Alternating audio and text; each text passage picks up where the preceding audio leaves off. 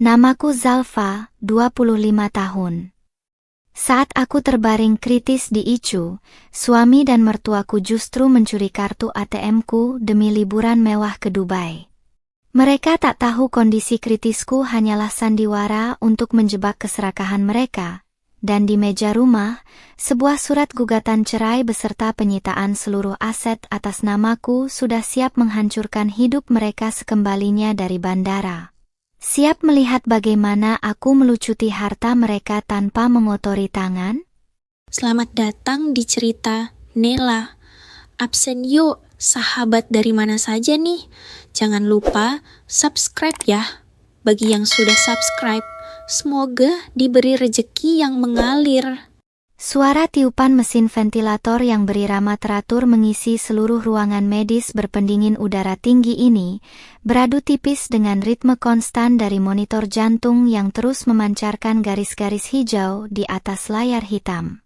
Mataku terpejam rapat, menahan napas dalam keteraturan yang sudah kulatih berhari-hari bersama tim dokter kepercayaan almarhum ayahku, sementara selang silikon lunak terpasang di hidungku, hanya sebagai pajangan visual demi menyempurnakan adegan. Di balik kelopak mata yang terasa berat ini, pikiranku justru berputar jernih, merekam setiap embusan napas dan getaran dingin dari lantai keramik ruang intensif yang menjadi panggung utama sandiwaraku. Rumah sakit ini adalah milik yayasan keluarga besar ayahku, tempat di mana tidak ada satupun perawat atau dokter yang bisa dibeli dengan uang suamiku, dan disinilah aku memilih untuk memulai babak baru pertunjukan terhebat dalam hidupku. Langkah kaki bernada terburu-buru namun sama sekali tidak terdengar panik mulai mendekati sisi ranjang tempatku terbaring kaku. Bau parfum menyengat beraroma melati menyengat hidungku, aroma khas yang selalu dipakai oleh Ibu Ratna, wanita paruh baya yang selama 3 tahun ini kupanggil dengan sebutan ibu mertua, namun selalu memperlakukanku tak ubahnya seorang pelayan tak berharga di rumahnya sendiri. Langkah kaki lain menyusul di belakangnya, lebih berat dan mantap, milik Fajar, laki-laki yang di atas kertas masih sah menjadi suamiku, sosok yang dahulu berjanji di hadapan penghulu untuk melindungiku namun kini hanya memandangku sebagai mesin pencetak uang yang siap dikuras. Aku sengaja mengatur ketegangan otot wajahku agar tetap rileks, membiarkan mereka percaya bahwa tubuhku sedang berada di ambang koma yang mematikan. Fajar, kamu yakin dia benar-benar tidak sadarkan diri? Coba kamu panggil lagi, jangan sampai dia cuma pura-pura untuk menunda rencana kita. Suara Ibu Ratna terdengar berbisik, namun nadanya yang ketus dan tajam tidak sanggup menyembunyikan rasa tidak sabarnya.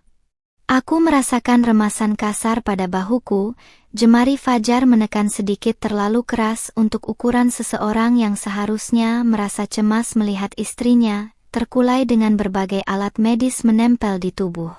Tidak ada kehangatan dari sentuhan itu, tidak ada belas kasihan, hanya ada dorongan impulsif untuk memastikan apakah aku masih bisa merespons, atau sudah sepenuhnya lumpuh dari dunia luar. Suara desisan napas Fajar terdengar di dekat telingaku, membawakan aroma rokok yang membakar rasa jijik di dalam dadaku. Ibu tenang saja, dokter tadi bilang sendiri kalau Zalfa mengalami penurunan kesadaran akibat kelelahan ekstrim dan tekanan saraf. Refleksnya sudah hilang total sejak tadi pagi, balas Fajar dengan nada bicara yang begitu dingin dan datar, seolah-olah dia sedang membicarakan kondisi kendaraan yang rusak daripada nyawa istrinya sendiri. Lagi pula, lihat saja mukanya yang pucat begini, tidak mungkin dia bisa dengar apa yang kita bicarakan.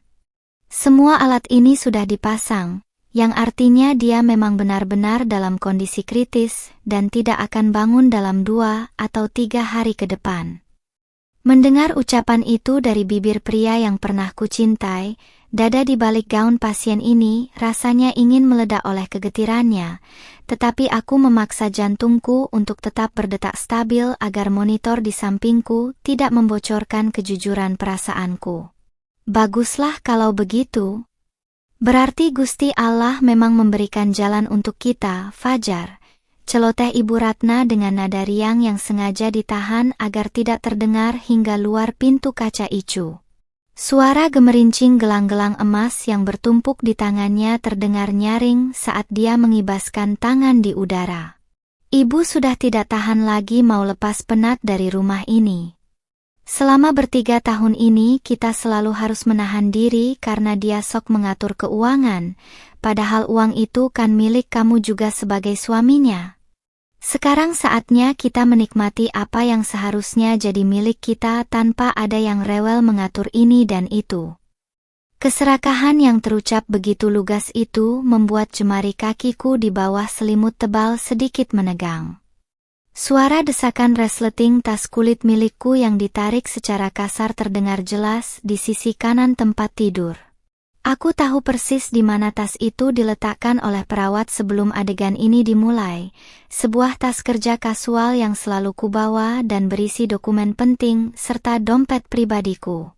Fajar tidak membuang waktu untuk menggeledah belongings milikku tanpa rasa bersalah sedikit pun. Gemerisik kertas dan gesekan kartu plastik yang saling bertubrukan memecah kesunyian ruangan seolah menjadi musik pengiring dari pengkhianatan terbesarnya. Di dalam dompet itu terdapat kartu debit utama bernomor rekening khusus, tempat seluruh dana hasil investasi dan usaha yang kubangun secara mandiri tersimpan aman, kartu yang selama ini selalu menjadi incaran ibu dan anak tersebut. Ketemu, Bu? Kartu debit hitam milik Zalfa yang limit penarikannya tanpa batas itu ada di slot paling dalam, bisik Fajar dengan nada penuh kemenangan yang sama sekali tidak ditutup-tutupi. Aku juga sudah tahu nomor PIN-nya karena kemarin sempat melihat dia mengetikkannya waktu membayar belanjaan bulanan rumah tangga.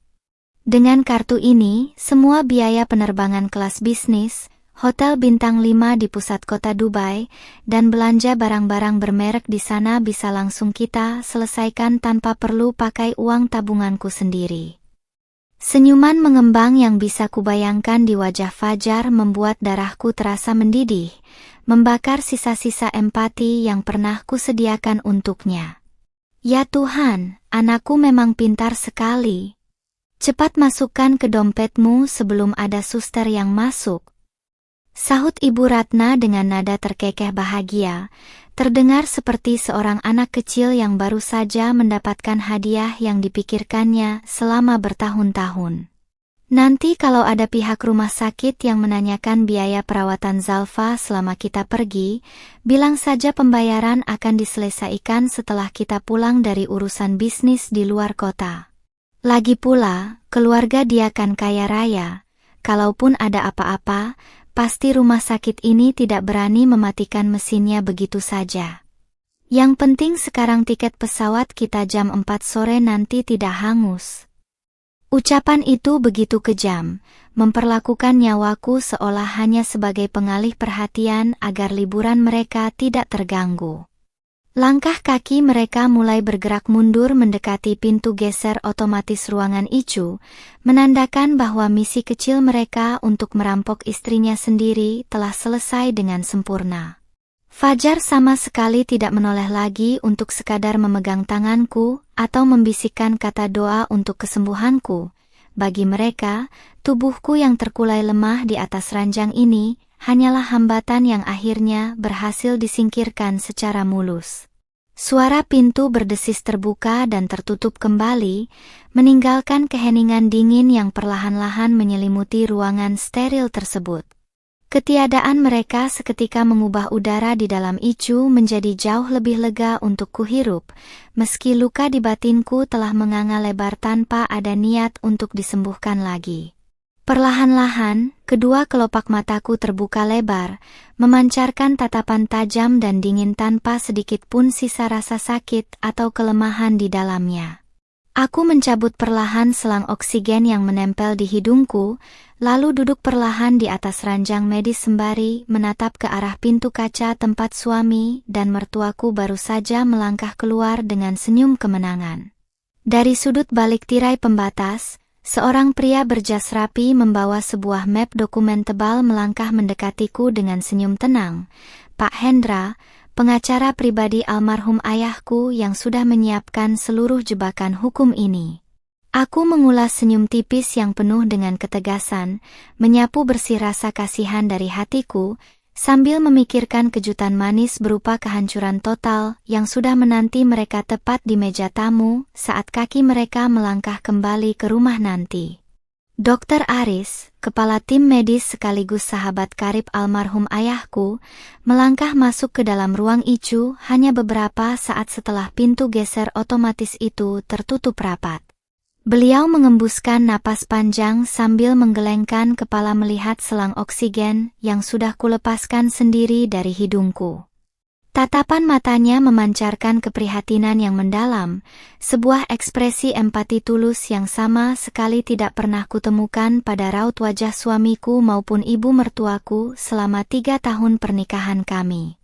Dengan gerakan sigap namun lembut, Dr. Aris memeriksa layar monitor jantung yang kini mulai merekam irama detak nadi asliku yang stabil, lalu menepuk pelan bahuku untuk memberikan dukungan moral yang sangat kubutuhkan. "Mereka benar-benar tega, Zalfa," bisik Dr. Aris dengan nada suara yang bergetar menahan kekecewaan berat terhadap tingkah laku Fajar dan ibunya. Saya mendengarkan seluruh percakapan mereka melalui alat pemantau suara dari balik dinding kaca. Tidak ada satupun hembusan penyesalan atau kekhawatiran tentang keselamatan jiwamu dari ucapan mereka, yang ada hanyalah rencana bersenang-senang di atas penderitaanmu. Kata-kata sang dokter makin menegaskan kenyataan pahit yang harus kutelan bulat-bulat, tetapi alih-alih membuat mataku berkaca-kaca oleh air mata, kenyataan itu justru mengalirkan hawa dingin yang mengkristalkan seluruh dendam di dalam dadaku.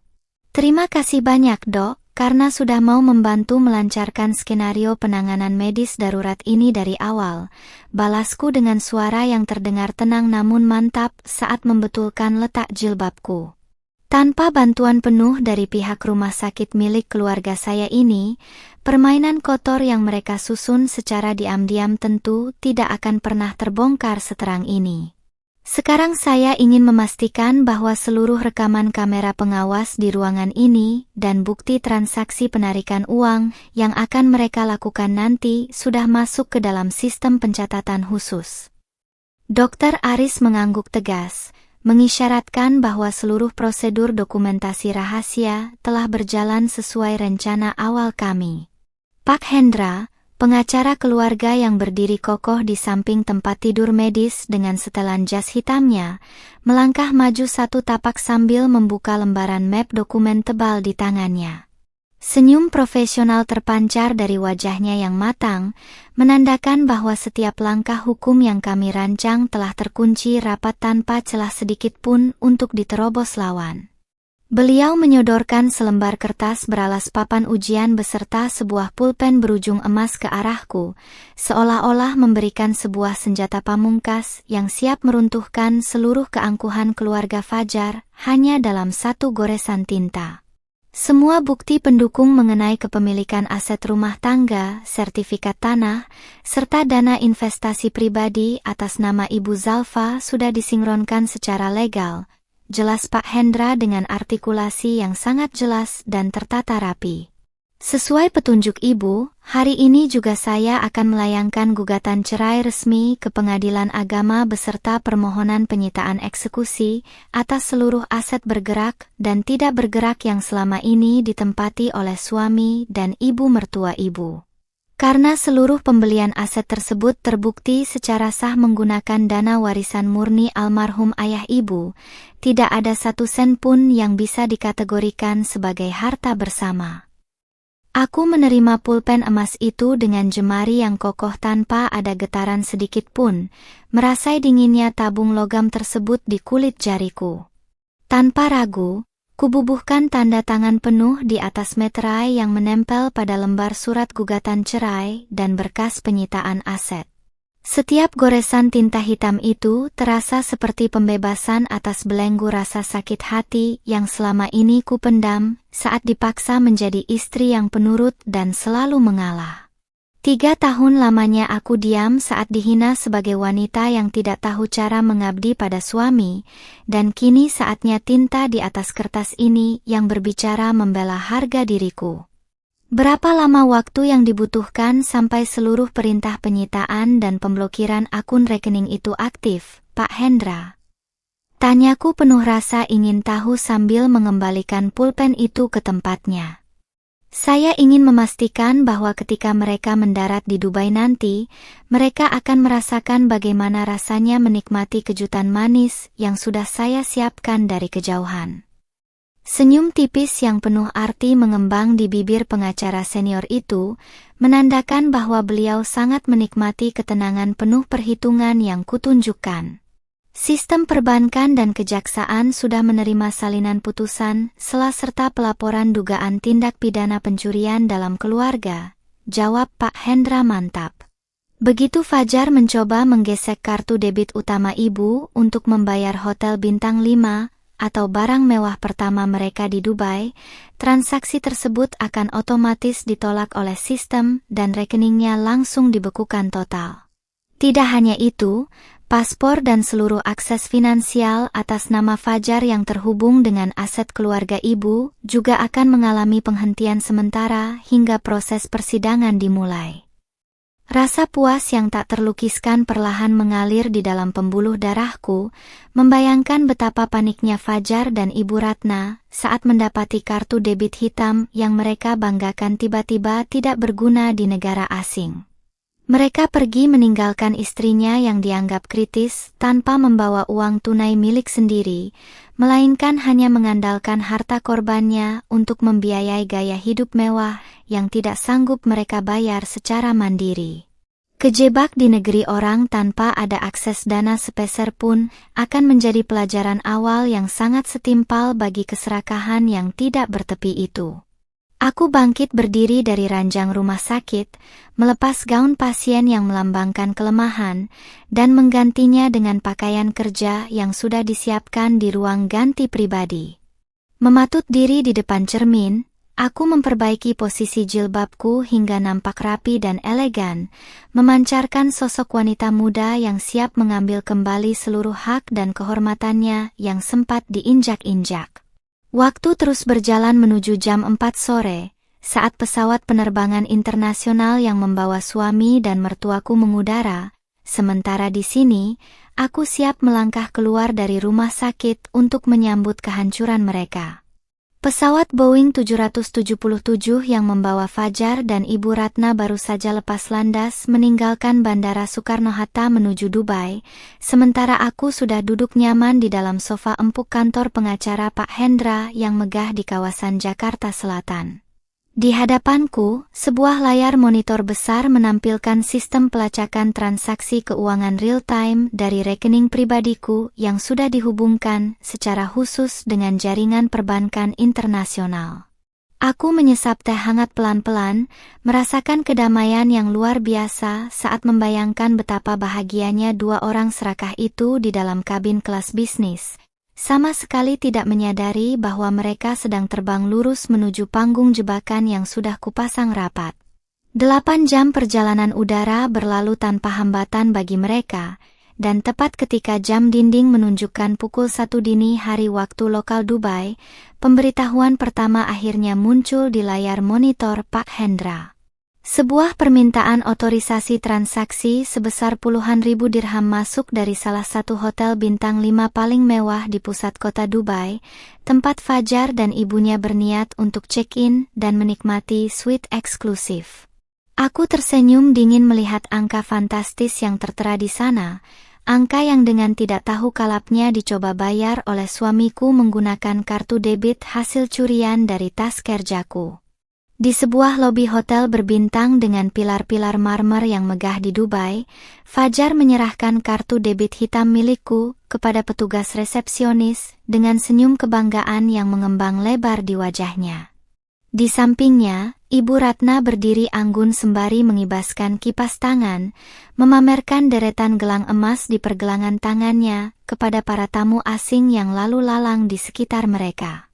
Keduanya merasa menjadi raja dan ratu semalam yang sanggup membeli apa saja di kota termewah di dunia, tanpa pernah peduli bahwa di Jakarta, istri yang mereka sangka sedang sekarat di ICU justru sedang menonton tingkah konyol mereka melalui laporan transaksi digital. Namun, senyum kebanggaan Fajar seketika membeku saat petugas resepsionis mengetikkan kode transaksi pada mesin EDC dan pesan penolakan berwarna merah menyala muncul di layar monitor kasir. Maaf Tuan, transaksi Anda ditolak oleh pihak bank penerbit, dan sistem kami mencatat adanya instruksi pemblokiran keamanan pada kartu ini, ujar petugas hotel dalam bahasa Inggris dengan nada sopan namun tegas. Fajar tersentak kaget, wajah tampannya langsung berubah agak pucat, sementara jemarinya dengan panik mencoba menekan ulang nomor PIN yang diyakininya tidak mungkin salah. Tidak mungkin. Kartu ini punya limit tanpa batas dan saldonya ada puluhan miliar. Coba tes sekali lagi, mesin kalian yang pasti rusak. Seru Fajar dengan nada tinggi yang mulai menarik perhatian beberapa staf keamanan hotel di sekitar lobi. Ibu Ratna yang tidak mengerti bahasa Inggris dengan fasih ikut panik, menyikut lengan anaknya kasar sambil berbisik penuh kecemasan tentang apa yang sebenarnya sedang terjadi. Ketika percobaan kedua kembali menghasilkan pesan penolakan yang sama, kali ini disertai dengan status kartu terblokir total, kepanikan murni mulai menjalar cepat di dalam dada mereka berdua. Situasi makin memburuk saat pihak manajemen hotel meminta mereka membayar biaya reservasi malam itu menggunakan kartu lain atau uang tunai secara langsung jika ingin tetap mendapatkan akses kamar. Fajar meraba-raba seluruh saku celana dan dompet pribadinya dengan tangan gemetar, hanya untuk menyadari kenyataan pahit bahwa dia tidak membawa uang tunai asing sepeser pun karena terlalu percaya diri pada kartu debitku. Satu-satunya kartu kredit atas nama pribadinya memiliki limit yang sangat kecil dan langsung ditolak saat digesek karena sudah mencapai batas penggunaan bulanan. Fajar, bagaimana ini? Kenapa kartu si Zalfa tidak bisa dipakai? Kamu tidak salah ambil kartu kan? Cercecah Ibu Ratna dengan nada histeris yang tidak bisa ditahannya lagi di tengah lobi hotel yang megah itu.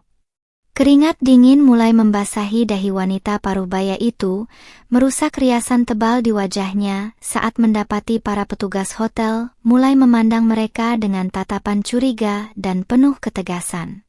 Ibu mertuaku yang biasanya selalu bersikap paling tinggi dan sombong kini harus berdiri terpojok seperti seorang pengemis yang tidak mampu membayar tempat menginap. Karena tidak memiliki alat pembayaran yang sah, pihak keamanan hotel dengan sopan namun sangat tegas meminta Fajar dan Ibu Ratna untuk mengangkat koper-koper mahal mereka dan meninggalkan area lobi malam itu juga. Tanpa tempat tujuan, tanpa kendaraan penjemputan, dan tanpa uang tunai local currency, dua orang yang beberapa jam lalu merasa sangat perkasa itu kini berdiri terlunta-lunta di trotoar pinggir jalan raya Dubai di bawah terik udara malam yang menyengat. Seluruh kepuasan liburan mewah yang mereka impikan hancur berkeping-keping hanya dalam hitungan detik. Di kantor Pak Hendra, aku menyaksikan laporan sistem yang menandai kegagalan transaksi beruntun dari tempat tinggal suamiku di luar negeri itu dengan perasaan puas yang tiada tara. Aku meminum air putih dingin untuk menetralkan tenggorokanku, membiarkan bayangan wajah panik mereka berputar-putar di dalam benakku sebagai pembalasan awal atas setiap kata hinaan yang pernah mereka lemparkan padaku.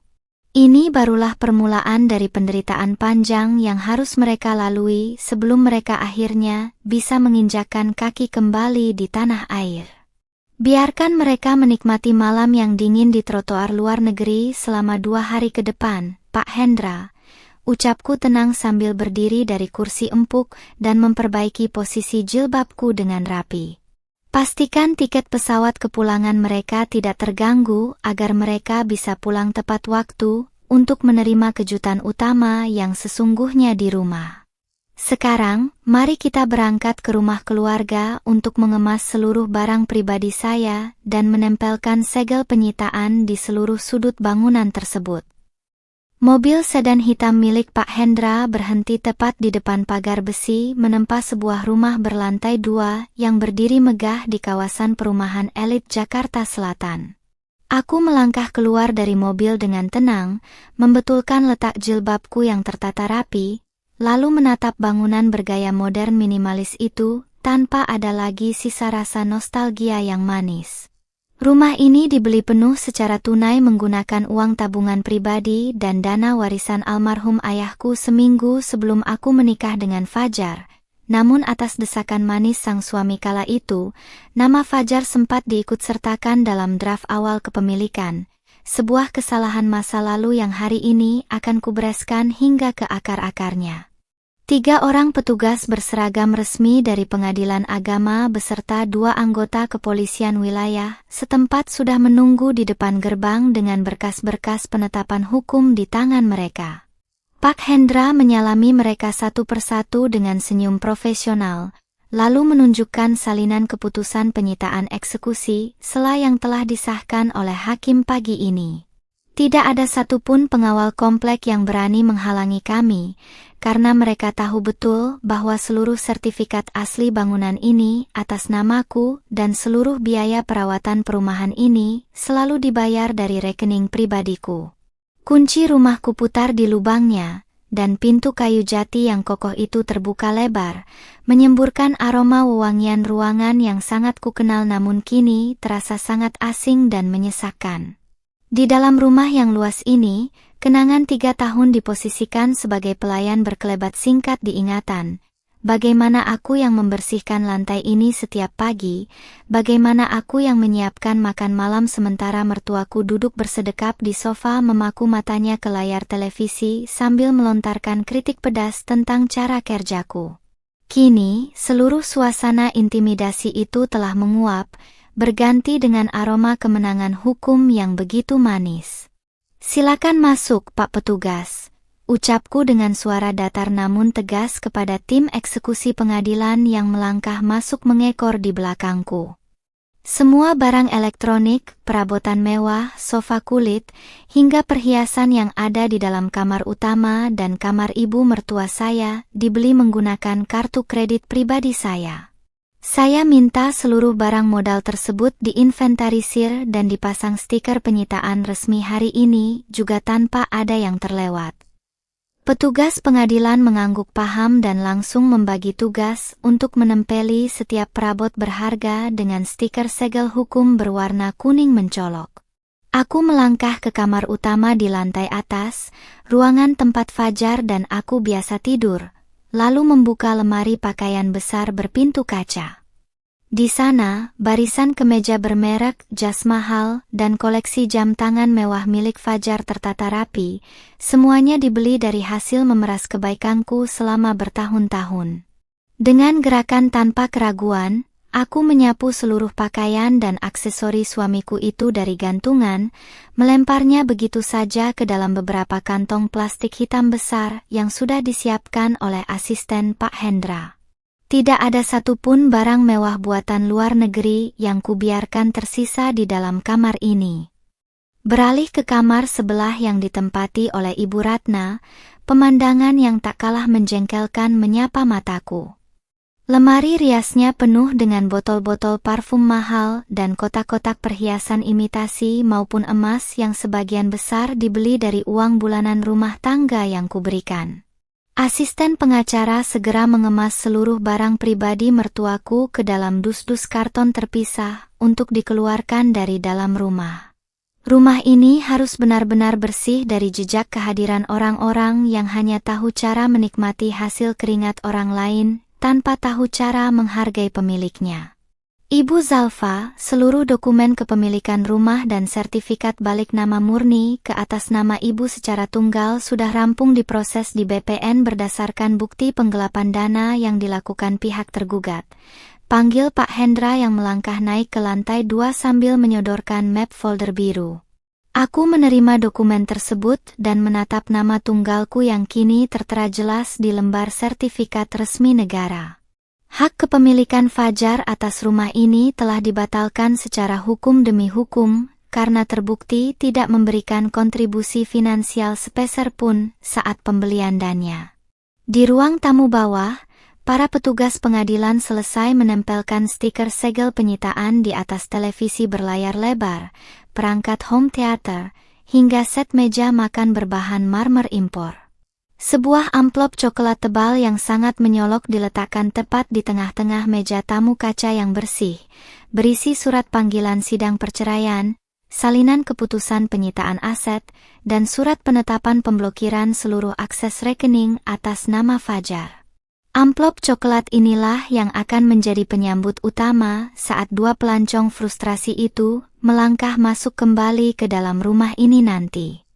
Semua kunci pintu utama, gerbang luar, dan sistem keamanan pintar rumah ini sudah diganti kode aksesnya oleh teknisi kami, Bu. Lapor salah seorang staf Pak Hendra setelah menyelesaikan pemasangan kunci digital yang baru di pintu depan. Kartu akses lama yang dipegang oleh Pak Fajar dan Ibu Ratna otomatis tidak akan bisa lagi dipakai untuk membuka pintu manapun di bangunan ini. Aku mengangguk puas, membayangkan keputusasaan mereka saat menyadari bahwa rumah yang mereka anggap sebagai tahta keberhasilan mereka kini telah terkunci rapat dari dalam. Aku berjalan melangkah keluar menuruni anak tangga teras, menatap rumah megah yang kini telah resmi kembali penuh ke dalam genggamanku tanpa ada campur tangan keluarga suami lagi.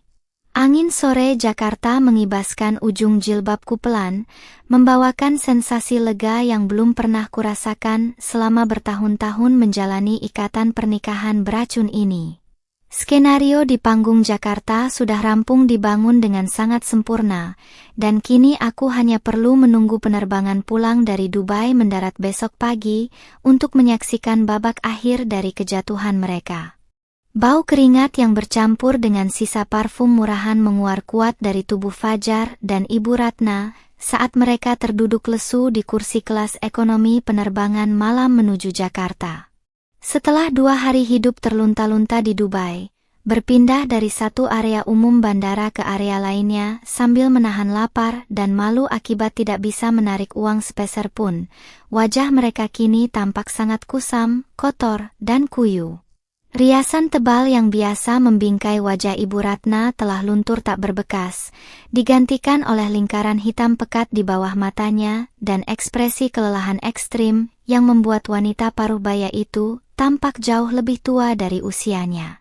Selama belasan jam perjalanan udara kembali ke tanah air, Fajar sama sekali tidak sanggup memejamkan mata walau hanya sebentar. Pikirannya berputar liar dalam kekacauan, mencoba mencari tahu alasan di balik terblokirnya kartu debit hitam milikku yang sebelumnya selalu bekerja tanpa masalah. Ketakutan terbesar dalam benaknya bukanlah kondisi kesehatanku yang mereka tinggalkan kaku di ruang icu, melainkan rasa cemas membayangkan bagaimana cara mereka membayar tumpukan tagihan yang mulai membengkak jika sampai akses dana dari rekeningku benar-benar terputus secara permanen. Fajar, begitu kita sampai di Jakarta nanti, kita harus langsung pergi ke rumah sakit. Bisik Ibu Ratna dengan nada suara yang serak dan kehabisan tenaga, memegang erat lengan kemeja anaknya yang sudah kumal. Si Zalfa itu pasti sengaja mati atau kondisinya memburuk sampai bank memblokir rekeningnya secara otomatis. Kita harus paksa dokternya untuk memberikan akses ke tabungan atau asuransinya, kalau tidak mau makan apa kita besok. Dalam kondisi terdesak sekalipun, tidak ada sedikit pun rasa duka atau penyesalan di hati wanita tua itu untuk menanyakan keselamatan jiwaku.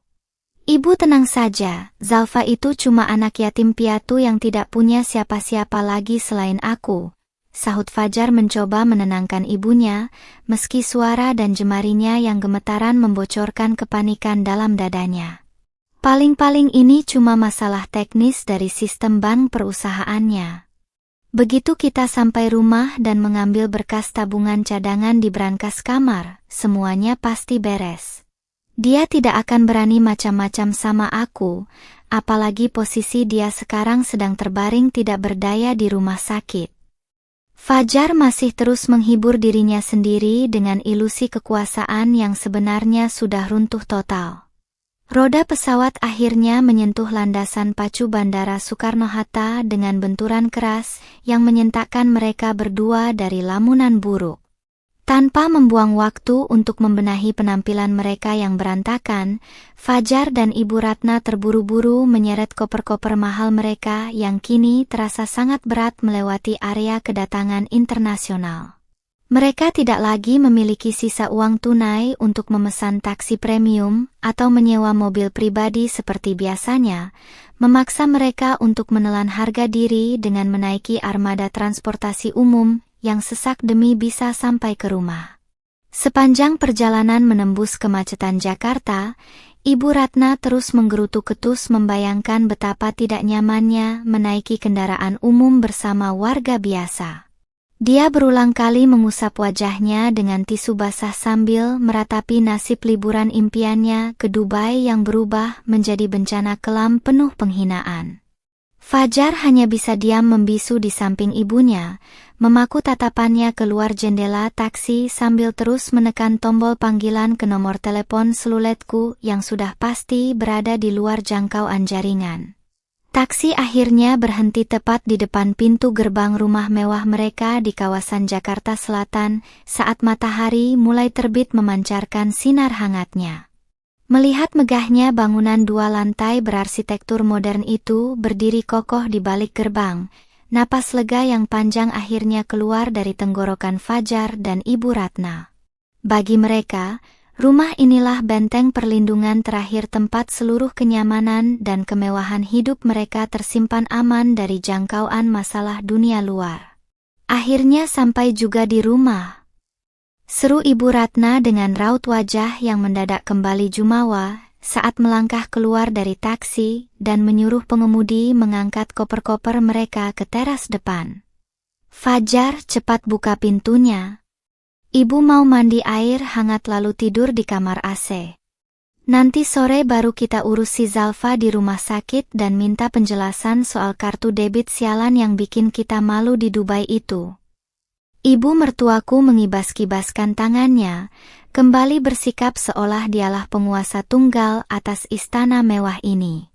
Fajar melangkah percaya diri menaiki anak tangga teras rumah, merogoh saku celananya untuk mengeluarkan gantungan kunci rumah lalu menempelkan gagang kunci elektronik ke panel pintu utama. Namun, bukannya bunyi bip halus tanda pintu terbuka yang terdengar, panel lampu di atas gagang pintu justru menyala merah terang akompaniet oleh bunyi alarm peringatan bernada nyaring. Fajar tersentak mundur, mengerutkan dahi dengan panik lalu mencoba berulang kali menekan kode angka rahasia yang biasa digunakannya, tetapi sistem keamanan pintar di pintu itu konsisten menolak aksesnya. Loh Fajar, kenapa tidak bisa dibuka? Kamu lupa kodenya ya? Bentak Ibu Ratna yang mulai kembali naik darah dan menghampiri anaknya di depan pintu. Sebelum Fajar sempat menjawab kecurangan kodenya, matanya mendadak terkunci pada selembar stiker segel resmi berukuran besar yang tertempel ketat di samping gagang pintu, lengkap dengan cap lambang Pengadilan Agama dan Kejaksaan Negeri. Di bawah sinar matahari pagi yang makin terang, Fajar dan ibunya berdiri mematung dengan wajah pucat pasi seperti mayat, menyadari bahwa rumah yang mereka pijak kini bukan lagi tempat aman, melainkan panggung kehancuran yang sudah siap mengurung mereka. Bau cat dan stiker segel yang masih baru menusuk hidung Fajar saat jemarinya bergetar hebat menyentuh permukaan kertas kuning berstempel resmi di samping gagang pintu. Tatapan matanya liar menelusuri tiap baris tulisan tebal yang menegaskan bahwa seluruh hak akses atas bangunan ini telah dibekukan sementara di bawah pengawasan hukum. Ibu Ratna yang berada di sampingnya mulai menjerit kecil, mendorong tubuh Fajar secara kasar demi memastikan sendiri bahwa penglihatan matanya tidak sedang menipunya di pagi yang dingin ini. Apa-apaan ini Fajar? Kenapa ada stiker pengadilan di rumah kita? Histeris Ibu Ratna dengan suara melengking yang sampai membuat beberapa tetangga komplek menengok dari balik pagar rumah mereka. Ini pasti salah. Rumah ini kan tempat tinggal kita, mana mungkin pengadilan berani menyegel begitu saja tanpa sepengetahuan kita. Cepat dobrak pintunya, Fajar. Kesombongan wanita tua itu mulai berubah menjadi kepanikan liar yang tak terkendali. Tanpa perlu mendobrak, pintu kayu jati yang kokoh itu mendadak terdorong terbuka dari arah dalam oleh seorang pria berseragam pengawal keamanan bertubuh tegap yang disewa oleh Pak Hendra. Pria itu berdiri menjulang di ambang pintu dengan wajah dingin tanpa ekspresi, menghalangi jalan masuk Fajar dan ibunya yang hendak menerobos. Dari balik bahu pengawal tersebut, terlihat jelas ruang tamu yang kini tampak lengang. Seluruh sofa kulit dan barang-barang elektronik berharga milikku telah ditempeli stiker segel kuning yang mencolok. Maaf, Saudara Fajar dan Ibu Ratna, ucap pengawal itu dengan nada bas yang memotong jeritan mereka seketika. Atas perintah kuasa hukum pemilik sah rumah ini, Anda berdua tidak diperkenankan melangkah masuk lebih jauh sebelum menyelesaikan urusan hukum yang berlaku. Silakan ambil amplop dokumen yang telah ditinggalkan di atas meja tamu, lalu tinggalkan area properti ini dalam waktu 10 menit. Fajar menerobos masuk melewati celah lengan pengawal dengan sisa-sisa keberaniannya, melangkah cepat menuju meja tamu berbahan kaca di tengah ruangan. Matanya langsung terkunci pada sebuah amplop coklat tebal yang diletakkan begitu mencolok di bawah sorotan lampu gantung. Di bagian depan amplop tersebut, tertera nama lengkapnya sebagai pihak tergugat, lengkap dengan stempel merah dari Pengadilan Agama Jakarta Selatan yang menandakan sifat mendesak dari dokumen di dalamnya. Jemari Fajar gemetar hebat saat menarik keluar tumpukan kertas tebal dari dalam amplop coklat tersebut. Pada lembaran pertama, tulisan berukuran besar bercetak tebal membakar kornea matanya. Surat gugatan cerai talik talak dan permohonan penyitaan eksekusi aset untuk Zalfa Adinda. Di balik lembaran itu, terlampir pula salinan laporan kepolisian atas dugaan tindak pidana pencurian dalam keluarga dan penggelapan dana rekening pribadi yang dilakukannya bersama sang ibu. Gugatan cerai. Bisik Fajar dengan nada suara yang nyaris tak terdengar, seolah kata-kata itu menjadi racun yang menyumbat tenggorokannya. Penyitaan seluruh aset pribadi? Tidak, ini tidak mungkin. Zalfa kan sedang koma di ICU. Siapa yang menandatangani berkas-berkas ini? Pikirannya yang kacau mencoba menolak kenyataan, mencari-cari celah logis bagaimana seorang istri yang ia sangka hampir mati bisa melayangkan pukulan hukum mematikan seperti ini. Ibu Ratna yang merebut lembaran kertas itu dari tangan anaknya langsung lemas mendadak saat membaca perincian harta yang disita. Seluruh rekening bank, kendaraan pribadi, hingga perhiasan emas yang pernah dibelikannya dari dana bulanan rumah tangga telah terdaftar secara terperinci sebagai barang bukti kejahatan finansial. Impian mereka untuk hidup mewah bergelimang harta tanpa perlu bekerja keras kini lenyap seketika, berganti menjadi ancaman hukuman penjara dan kebangkrutan total. Bohong. Ini pasti permainan si Zalfa sialan itu. Jerit Ibu Ratna histeris sambil meremas surat gugatan di tangannya hingga renyuk. Mana bisa dia menggugat cerai kalau dia saja sedang kritis di ICU? Dia sengaja mau menjebak kita, Fajar. Kita harus ke rumah sakit sekarang juga, kita seret wanita itu. Air mata kepanikan akhirnya menetes deras membasahi pipi keriputnya yang kotor oleh sisa riasan kemarin. Belum sempat mereka melangkah keluar teras, sebuah mobil sedan hitam berhenti tepat di depan pagar rumah yang terbuka.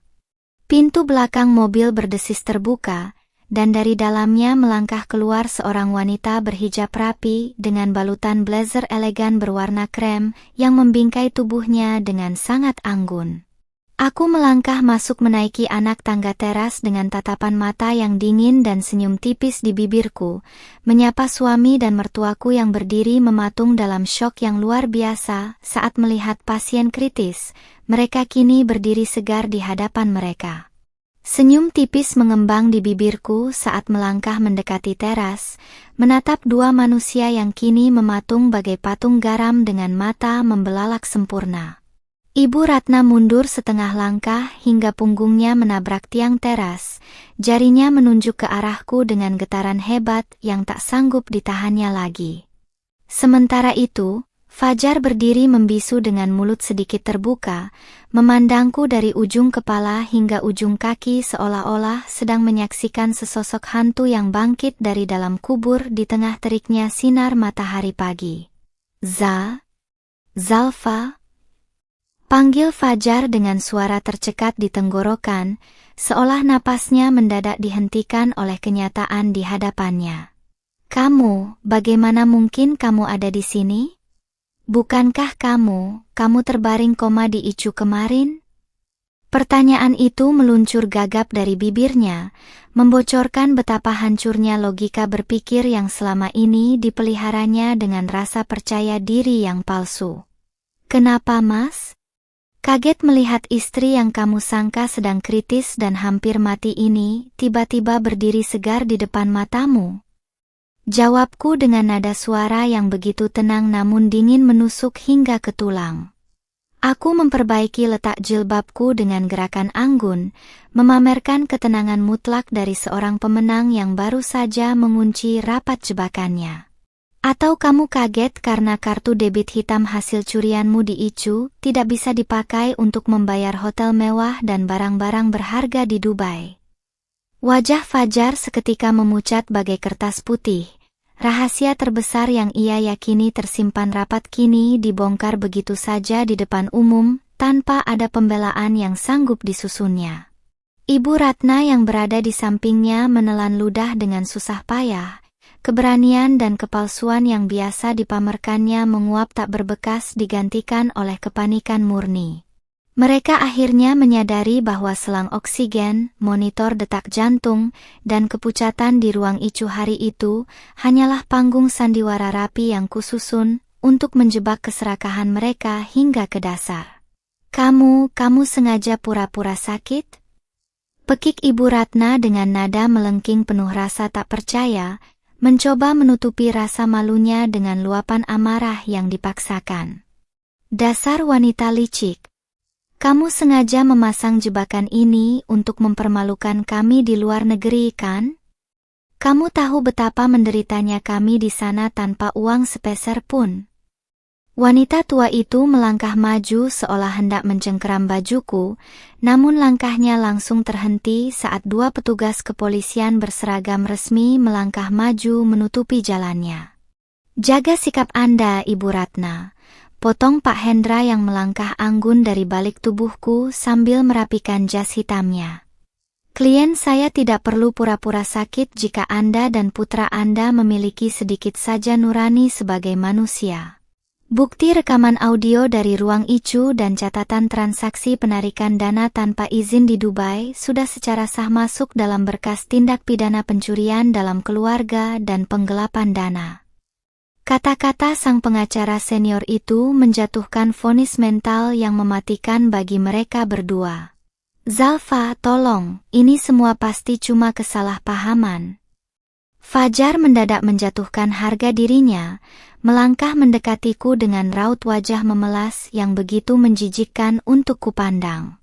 Aku melakukan semua ini demi kita, aku cuma mau ajak ibu liburan sebentar karena stres melihat kamu sakit.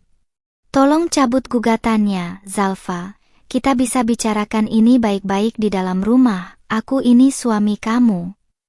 Jemarinya mencoba menggapai tanganku, tetapi aku menarik langkahku mundur dengan tatapan jijik yang tak tertutupi. Suami?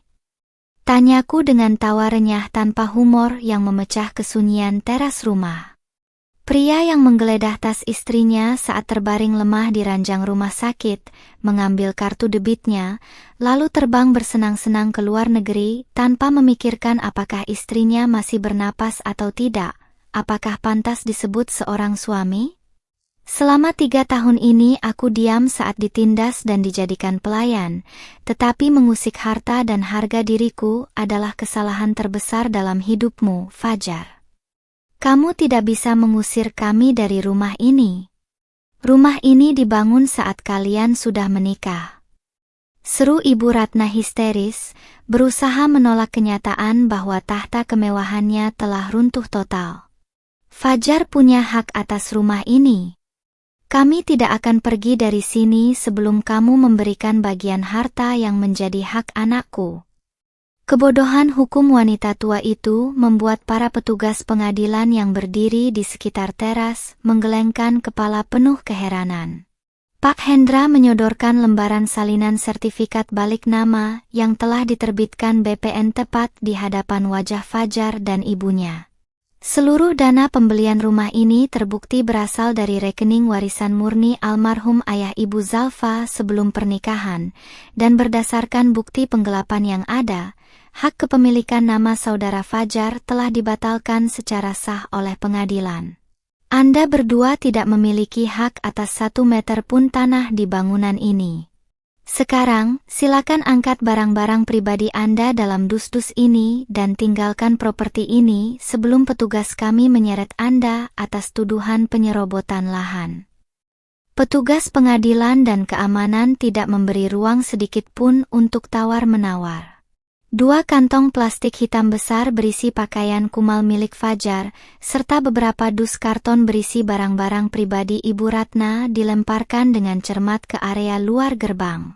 Ibu mertuaku menatap tumpukan dus itu dengan mata membelalak tak percaya. Seluruh pakaian mewah, koleksi tas imbas, dan perhiasan yang biasa ia pamerkan kepada tetangga kini telah ditahan sebagai barang bukti kejahatan finansial yang mereka lakukan. Kalian tidak bisa melakukan ini padaku. Ini perampokan. Jerit Ibu Ratna histeris sembari berlutut di atas trotoar depan gerbang, meremas-remas jemarinya yang kini bersih tanpa gelang-gelang emas kebanggaannya. Beberapa tetangga komplek yang sedang berjalan pagi mulai berkumpul di seberang jalan, berbisik-bisik sambil mengarahkan kamera ponsel mereka ke arah wanita tua yang biasanya selalu bersikap angkuh dan memandang rendah orang lain itu. Rasa malu yang luar biasa mulai menjalar membakar wajahnya, meruntuhkan sisa-sisa harga diri yang selama ini diagungkannya.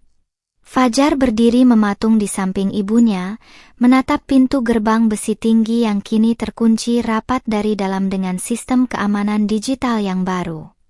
Pria yang biasanya selalu tampil rapi dengan kemeja bermerek itu kini tampak sangat menyedihkan dengan pakaian melar yang belum diganti sejak dari Dubai, rambut acak-acakan, dan raut wajah ketakutan setengah mati. Dunianya yang dibangun di atas kebohongan dan pemerasan terhadap istrinya telah runtuh total hanya dalam kurun waktu kurang dari seminggu. Zalfa, tolong keluar Zalfa. Jangan beralih setenang ini setelah menghancurkan hidup kami. Teriak Fajar sambil memukul-mukul besi gerbang dengan kepalan tangannya yang gemetar. Aku ini suamimu. Mana rasa baktimu sebagai seorang istri berhijab? Apakah begini caramu memperlakukan orang tua dan suamimu sendiri? Teriakan sengau itu hanya memantul di dinding beton rumah mewahku, sama sekali tidak mendapatkan respons dari dalam bangunan yang kini sepenuhnya menjadi hak milik tunggalku. Pak Hendra melangkah mendekati gerbang dari arah dalam, menatap Fajar dari balik celah besi dengan pandangan penuh belas kasihan sekaligus ketegasan hukum. Saudara Fajar, saya sarankan Anda menyimpan tenaga Anda untuk persidangan minggu depan, ujar pengacara senior itu dengan suara mantap. Pihak kepolisian telah melayangkan surat panggilan resmi atas dugaan tindak pidana pencurian dalam keluarga dan penipuan. Jika Anda terus membuat keributan di area pemukiman ini, petugas kami tidak akan ragu untuk langsung mengeksekusi penahanan Anda hari ini juga." Mendengar ancaman penahanan langsung dari pihak berwajib, Fajar seketika mengatupkan mulutnya rapat-rapat. Keringat dingin mengalir deras membasahi pelipisnya saat menyadari bahwa hukum tidak bisa dibeli atau dibujuk dengan air mata buaya yang biasa ia gunakan untuk meluluhkan hatiku dulu. Ia menunduk dalam-dalam, menghindari tatapan mata para tetangga yang makin ramai menonton drama kejatuhan keluarga yang selama ini terkenal sangat sombong di lingkungan perumahan elit tersebut. "Fajar, bagaimana ini, Nak?" bisik Ibu Ratna dengan suara parau dan bibir gemetaran, menarik-narik ujung celana anaknya dari atas tanah. "Kita mau tinggal di mana sekarang? Ibu tidak punya uang sepeser pun, rumah kontrakan lama kita kan sudah dijual, kita tidak punya tempat tinggal lagi, Fajar."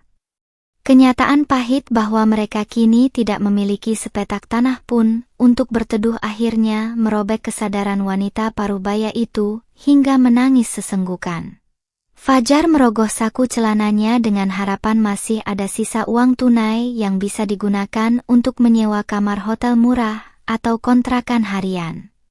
Namun, satu-satunya hal yang ia temukan hanyalah dompet tipis berisi beberapa lembar uang kertas pecahan kecil yang bahkan tidak cukup untuk membayar biaya makan siang mereka berdua.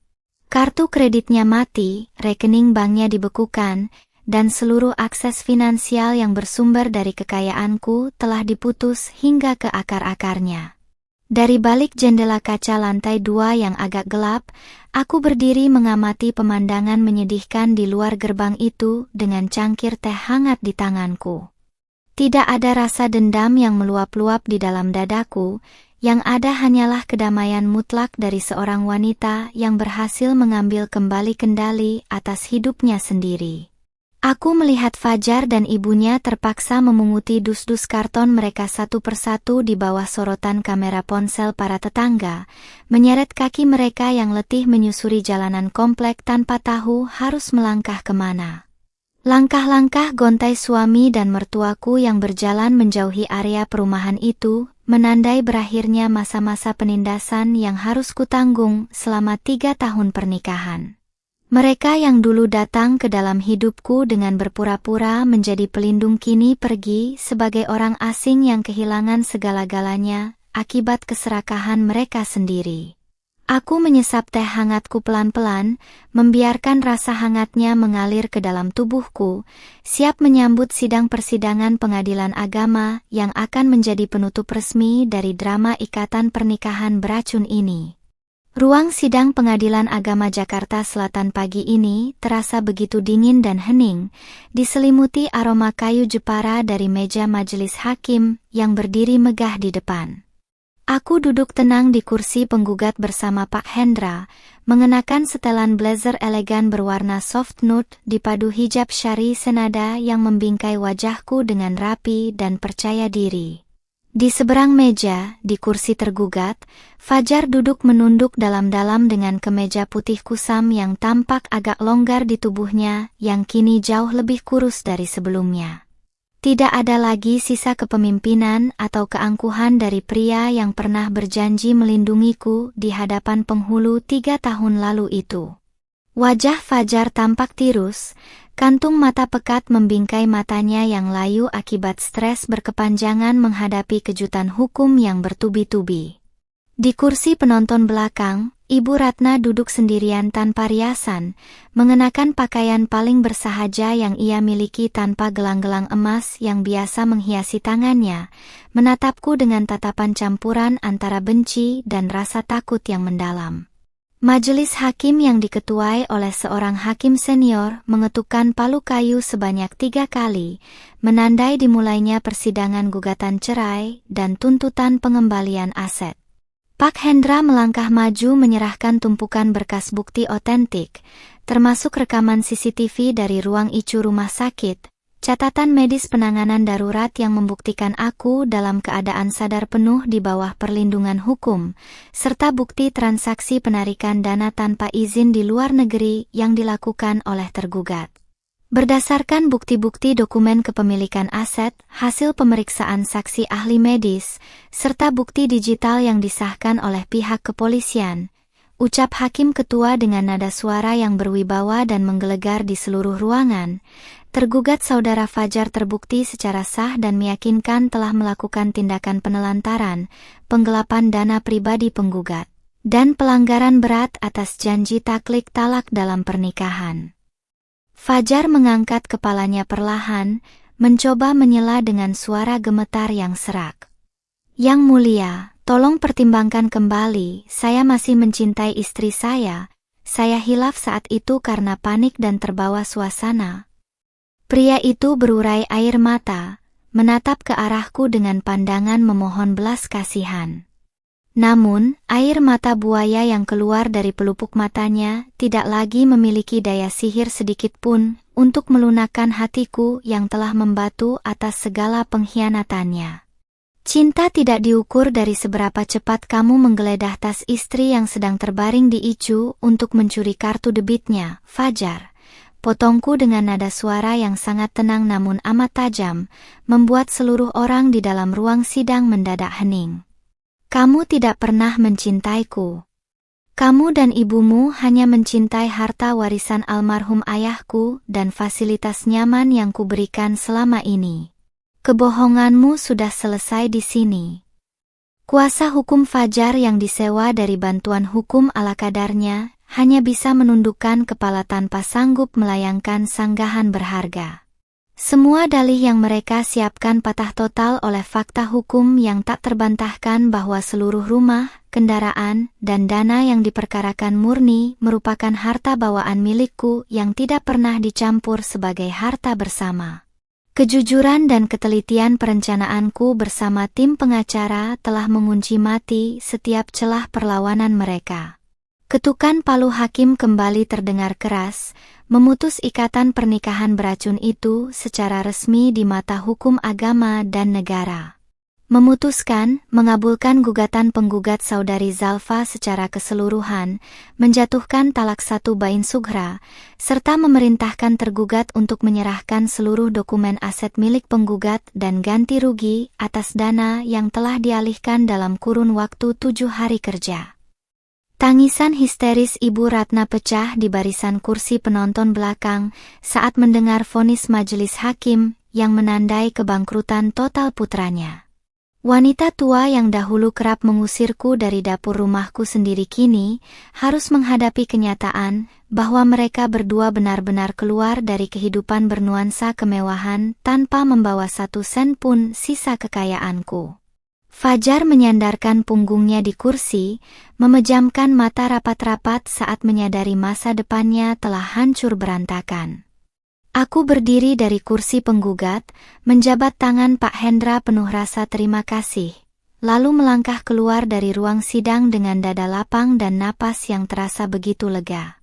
Tidak ada penyesalan, tidak ada rasa sakit hati yang tersisa. Panggung sandiwara di ruang icu telah usai dengan kemenangan mutlak di pihak yang benar. Aku melangkah menembus lorong gedung pengadilan dengan kepala terangkat tinggi, siap menyambut lembaran baru hidupku yang sepenuhnya bebas dari bayang-bayang keserakahan mereka. Sinar matahari pagi menembus celah jendela kaca berukuran besar di lantai paling atas gedung perkantoran milik keluarga besar ayahku di kawasan bisnis Jakarta Pusat. Aku berdiri anggun di balik meja kerja kayu jati yang megah, mematut diri sejenak di pantulan kaca jendela yang memperlihatkan lanskap gedung-gedung tinggi ibu kota.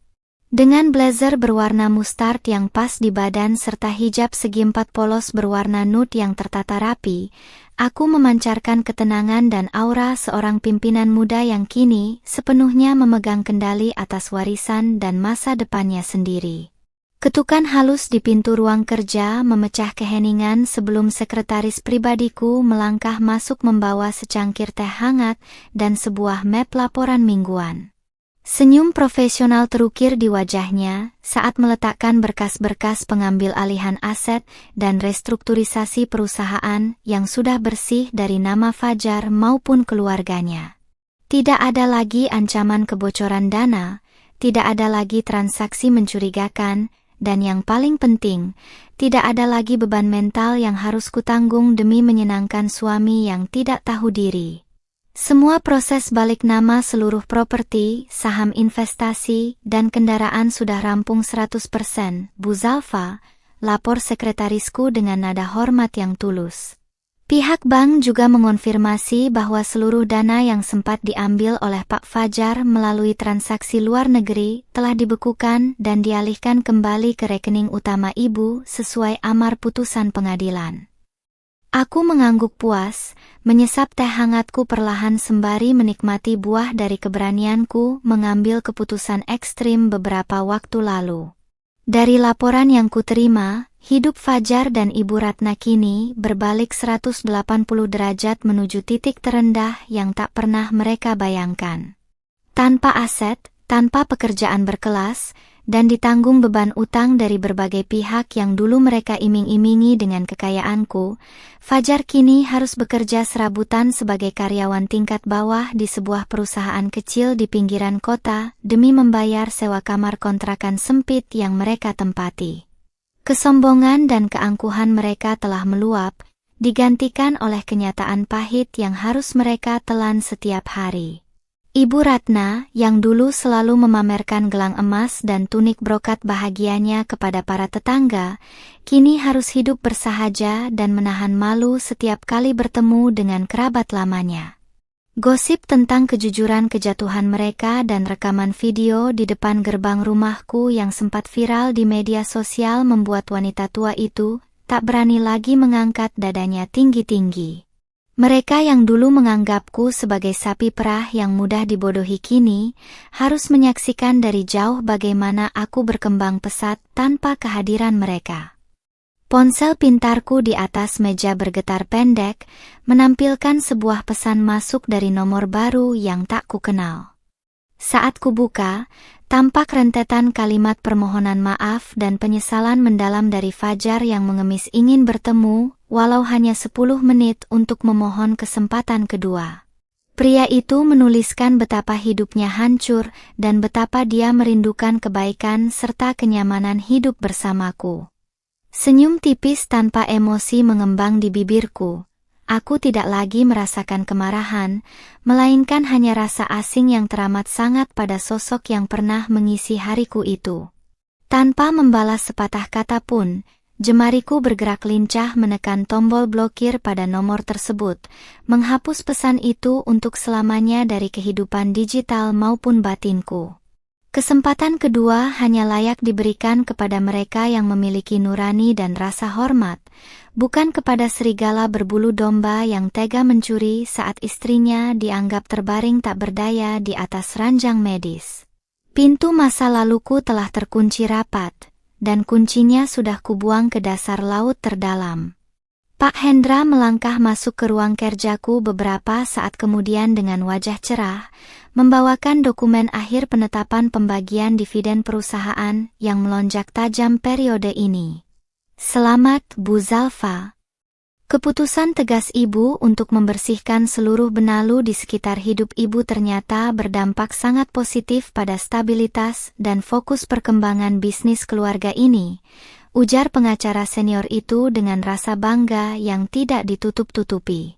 Terima kasih banyak atas segalanya, Pak Hendra, balasku tulus sambil membubuhkan tanda tangan resmi di atas dokumen terakhir tersebut. Jika saya tidak memberanikan diri menyusun adegan sandiwara di ruang icu hari itu, mungkin sampai detik ini saya masih menjadi wanita lemah yang terus dibodohi dan dimanfaatkan oleh orang-orang serakah. Sandiwara itu memang singkat, tetapi pelajaran dan kebebasan yang dihasilkannya berlaku untuk seumur hidup. Aku berjalan mendekati jendela besar, menatap langit cerah Jakarta yang membentang luas tanpa batas di hadapanku. Angin pendingin ruangan mengibaskan ujung jilbabku dengan lembut, membawakan sensasi kedamaian, kekuatan, dan harga diri yang utuh sebagai seorang wanita mandiri. Aku adalah Zalfa, wanita yang pernah dipandang sebelah mata, namun kini berdiri tegak di atas tahta kehidupannya sendiri, siap melangkah menatap masa depan yang jauh lebih berkilau tanpa perlu mengotori tangannya lagi.